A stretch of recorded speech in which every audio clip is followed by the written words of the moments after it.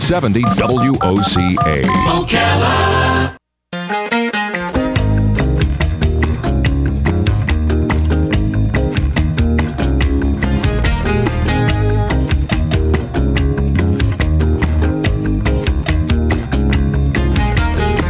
All right, 7 minutes after 11 o'clock. Thank you for tuning in this Wednesday morning. I hope you're doing well. Robin, some time ago, now I never knew if this was a rumor or if this was actually true, but somebody told me down at the Don Garlitz Museum of Drag Racing that he has a carburetor on display that could get like 100 miles per gallon, and it was like invented like in the 40s or something like that. Oh, yeah, by his friend, I remember. Yeah, I remember hearing that. And it was like... Red, his friend Red. And the story was that anything that could use gasoline that efficiently was not looked favorably upon by the oil companies because, of course, they want to sell more gasoline. So we have that story, and then there was the solar cell stories, and I don't know if these are true, but it's like we could all be surviving on solar cells. There's this airplane that NASA has or the Pentagon has up in the sky. It's been flying without a pilot for the last 650 days. It was in yesterday's news. Totally fueled by solar cells, but yet we're told they're not efficient enough, and then you hear, well, you're hearing that from the electric companies because they don't want you to have free electricity, so they want you to be dependent on them because it's all about the money. All right, jump to another conversation we had with there was a doctor or medical guy. He wrote a book. He was up in Canada, and he was telling us about all these amazing, simple cures for some diseases like cancer, etc. And the one thing I remember saying to him was, if doctors have that information, why aren't they using it? And then he said, wow, you Larry, you don't understand. There's so much money to be made, and blah, blah, blah. And I said, well, wait a minute. There's a lot of doctors out there. I mean, if there is a cure for cancer, let's say, I'll just use that as an example, and it's something as simple as baking soda, which was one of our guests who said that. Yes. Okay, I'm not saying it is. I'm just saying that was one of our guests said. Okay, well, the people who make the money off of the cancer treatments don't want you to use it. And I said to him, wait a minute, every single doctor in the whole country is out for the pocketbook, is out for the bottom line? Mm-hmm. I don't know. It's an interesting thing. The word fibromyalgia, it was a new word to us a few years ago. We were talking to different doctors about what it is, and I still to this day I'm not so sure, other than it's just an overall pain and an achy feeling. We have on the phone a gentleman who has not only dedicated his life to medicine, but he's an awesome author. I think both parts of his brain must work. I think that's what that means, right? When you can be creative and do science and all that. Yes, he's amazing. Dr. Glenn Parris is on the phone. He has a book called The Renaissance of Aspirin. It is not what I thought it was going to be when I started reading it. For some reason, I thought it was going to be like a textbook on aspirin. But there is clearly part of what I just said in my intro that has to do with this. And I'm going to let him tell you, because I don't want to ruin the novel part of this. I don't want to issue any spoilers. Dr. Glenn Parris, you have written a wonderful book with this one. It's called The Renaissance of Aspirin, for those who didn't hear me. Doctor, thank you for being on the air with us today. Thank you so much for inviting me, and good morning to Ocala, Florida. Where are you? Where are you calling from? I'm calling from Atlanta, Georgia. Oh, okay. Well, thank you. Atlanta. Atlanta. What's the Center for Disease Control is up there. That's the center of the medical... They're a little busy in there, and that was also in the book. The book covers a lot of territory, so I'll tell you a little bit about it. Again, I'm a rheumatologist by training, and I have a very busy rheumatology practice. I'm taking a short break right now between patients.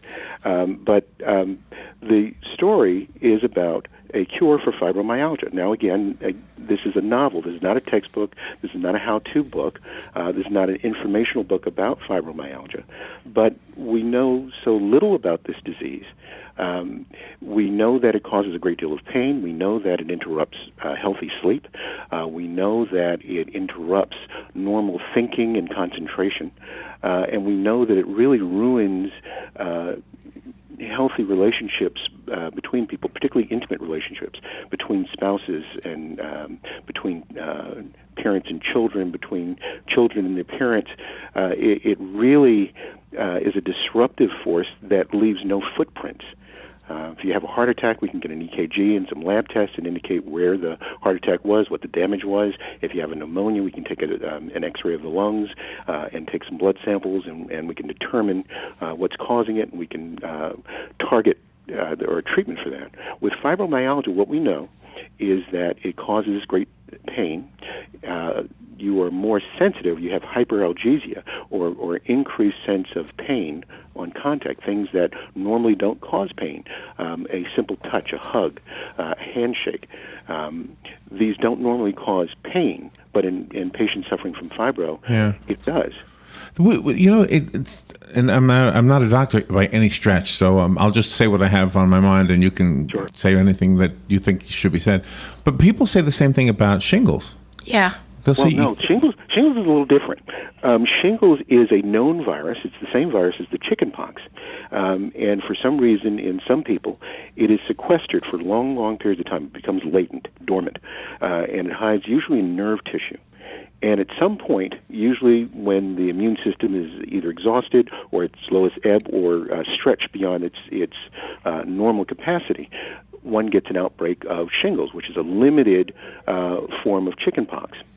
And it lasts usually for a week or two if it's untreated, and it resolves. We have some medicines that help speed that process along, but sometimes the nerve remains irritated even after the lesions have cleared. But we know what causes shingles. That's not a mystery. But now in the story, and for the listeners, we're probably going to go back and forth a little bit between the story in the book, The Renaissance of Aspirin, and the actual medical information that Dr. Parris can give us. But in the story, your protagonist has a more affordable way to treat fibromyalgia, right. and the big pharmaceutical companies, they don't want that, right? Yeah, there's nothing easier to sell than a conspiracy theory. and what's interesting is, I put in some things that are real in my stories because, I've got 25 years of medical experience, and then I put some things that I make up.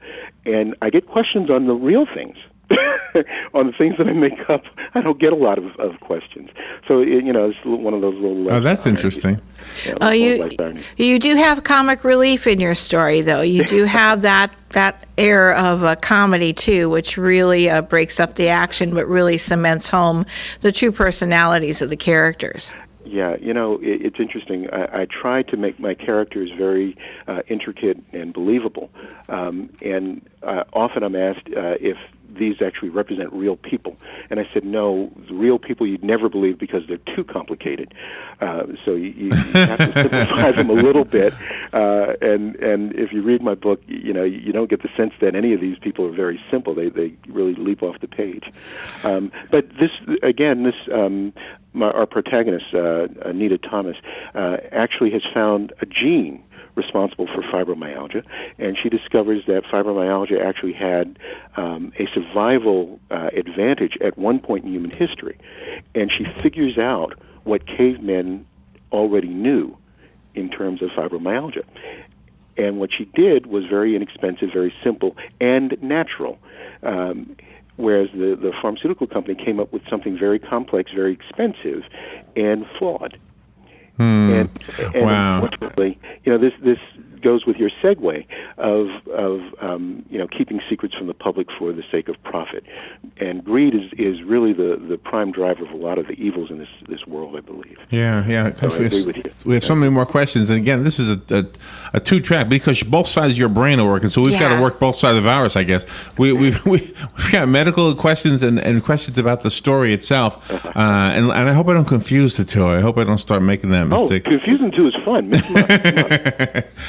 You must have had fun writing this. Doctor, we have to take a little break just to catch up on the weather and a couple of commercials, but we will be back. I want to hear more. Dr. Glenn Parris is our guest. His book is called The Renaissance of Aspirin, and it says here you've been writing as long as you've been practicing medicine, so no wonder you're so good at this. Let me push this button, get this weather started, and we'll be right back. This is The Source, WOCA. The weather is brought to you by myfwc.com. Safe boating is no accident. Clouds and some intervals of sun today. A couple of drenching showers and thunderstorms around this afternoon and this evening. The high today 82 to 86. Partly cloudy overnight, low 69 to 73. For tomorrow, partly sunny with a shower or thunderstorm mainly during the afternoon hours. The high 84 to 88. And for Friday, times of clouds and sun with an afternoon shower or thunderstorm, high 85 to 89. From the Florida Weather Center, I'm meteorologist Joe Lundberg. Hey, it's Christy with Ocala Mac and PC Repair and Ocala Guest Wi-Fi to let you know we have you covered. We are the only local certified Apple and Microsoft computer company in Ocala. We are family owned and operated. From mobile repair to wireless networks, viruses, new systems, or security cameras, we do it all. Check us out online, ocalamacpc.com, or give us a call, 352-566-8324. Tell them Nick, Madison, or Mason sent you and get free diagnostic. Get your internet telephone service from the company that brought affordable internet service to Ocala in the first place. All is Safe is a sister company of Ocala Guest Wi-Fi, a company you've known and trusted for all your internet needs. Whether you need a phone or hundreds, we've got the products and services to meet your needs both now and in the future. Our plans include everything from local and long-distance calling to equipment maintenance and even software upgrades. You can count on All is Safe to give you cost certainty knowing that your bill will be the same next week, next month, or even next year. Call 352-450-8647 today to learn how to cut your monthly telephone bill up to 60%. Hi, this is JP from Penn Flooring here in Ocala. I would like to invite you to come in and visit our spacious showroom where we have solutions for every style and budget. From wall-to-wall carpet to hardwood floors and tiles, we have an unsurpassed selection of flooring. At Penn Flooring, we've provided quality customer service with a family touch for over 25 years. Visit our website at pennflooring.com or come by our showroom, 1201 Southwest 17th Street, just over the bridge. Penn Flooring, quality customer service with a family touch. This is a public notice. Local residents can now save thousands of dollars on their next car, truck, or SUV. It's not a tent sale, because no tent is big enough to hold this many cars. It's OcalaForSale.com. Say goodbye to sticker shock. OcalaForSale.com has thousands of vehicles with no stickers at all. But hurry, don't walk, don't run. Just sit down and log on to OcalaForSale.com. Prices and inventory change daily. Offer does not include dealer upcharge, undercutting, rust-proofing, factory surcharge, or delivery fee. See website for details. News Talk 1370, WOCA invites you to discover your full business potential. News Talk Radio is the perfect environment for your advertising.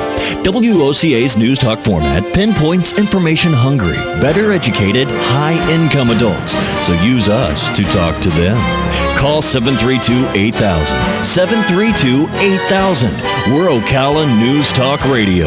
News Talk 1370 WOCA. All right, 20 minutes after 11 o'clock. Thank you for hanging in there. Let's return now to our interview with Dr. Glenn Parris. He's on the phone up in Atlanta. He has a new book. It's called The Renaissance of Aspirin. And so far what we've found out is his protagonist has, I think it was the protagonist, right? Yes. Who has created an affordable treatment or cure for fibromyalgia, and Big Pharmacy doesn't want that to be around. So, Doctor, thank you for waiting.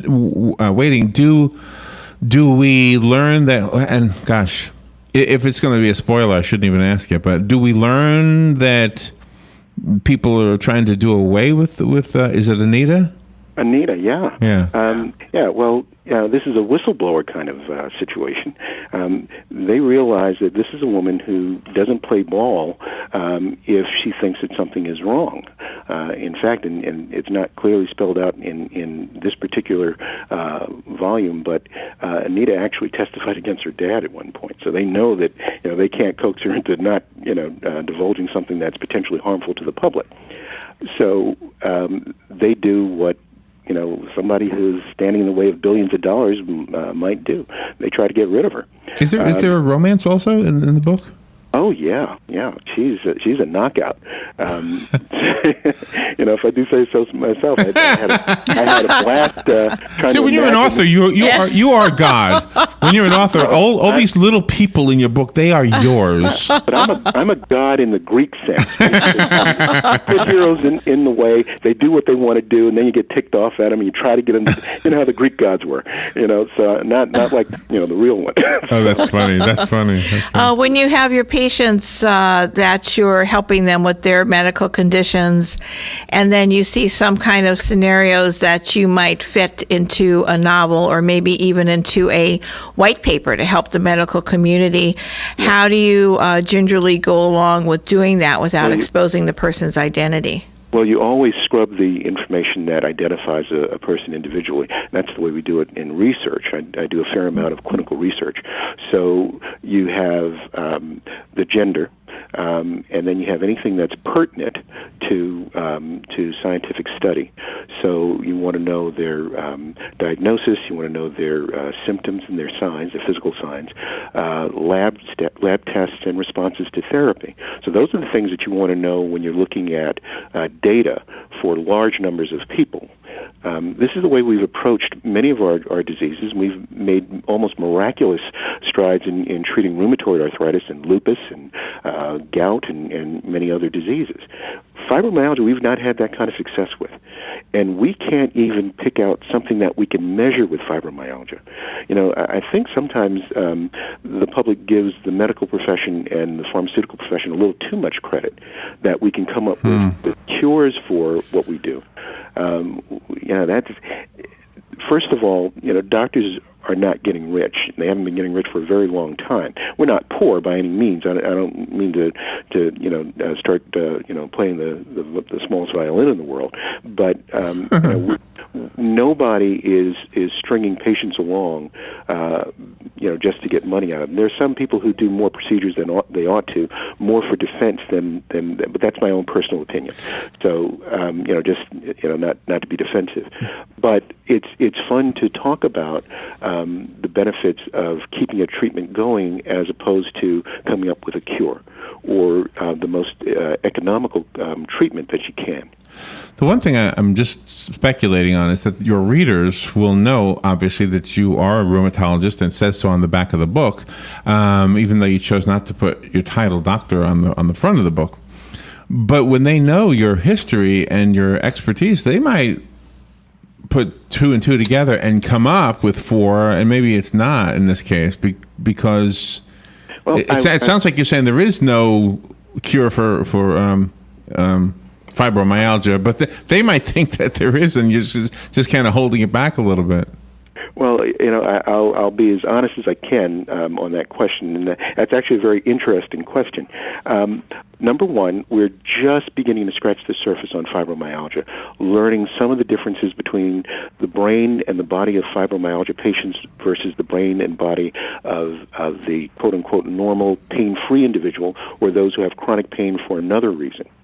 So we're beginning to scratch into that world. That's one thing. But the other thing is the MacGuffin, if you will, the trick that Anita learns in this book. Although it's purely fiction, I made it up.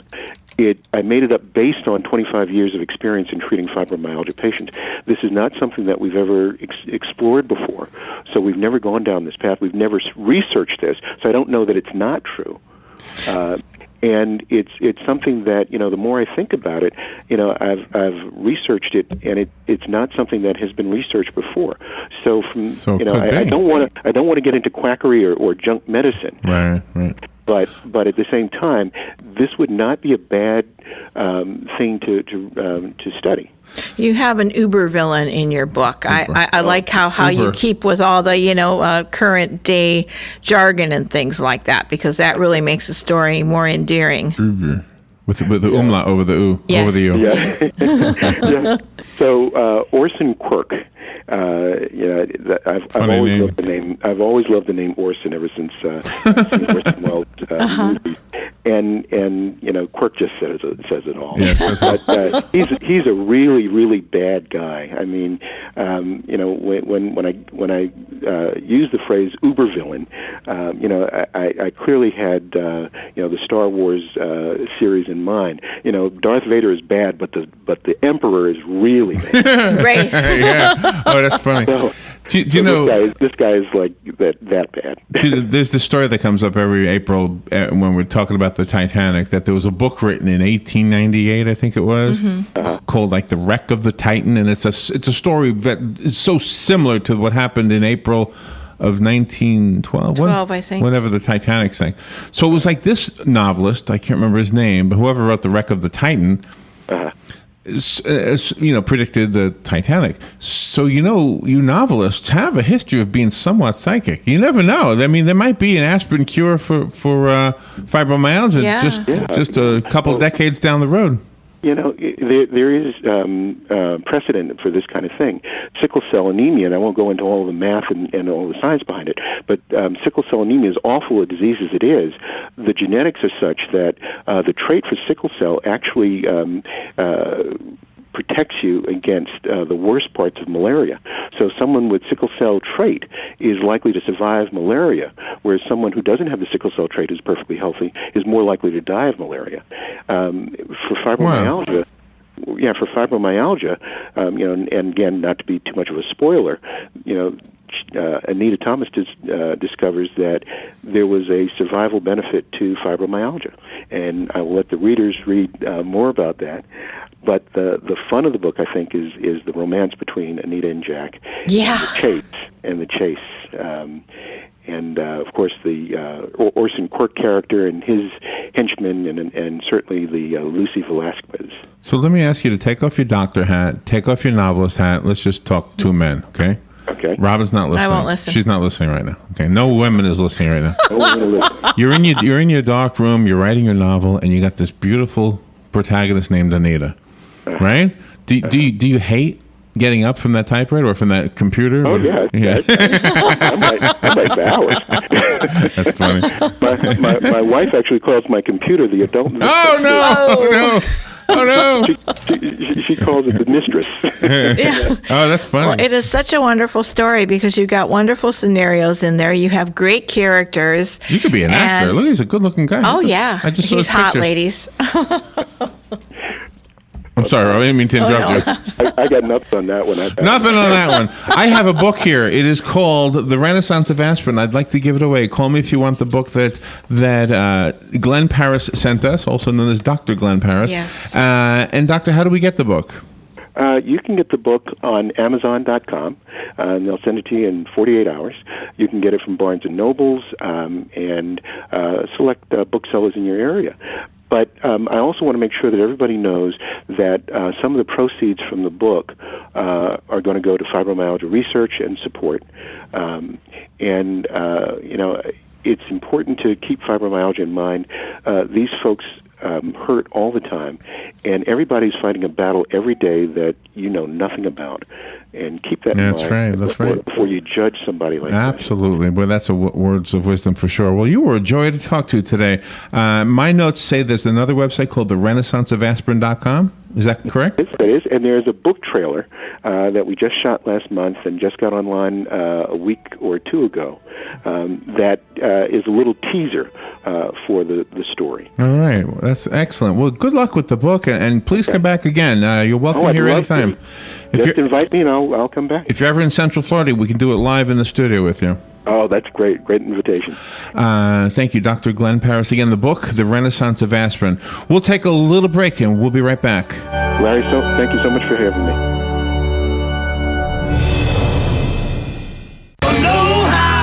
You use the motor oil Dad used, and he uses what Granddad used. Yet no one uses what Great-Granddad used, because whale oil's illegal.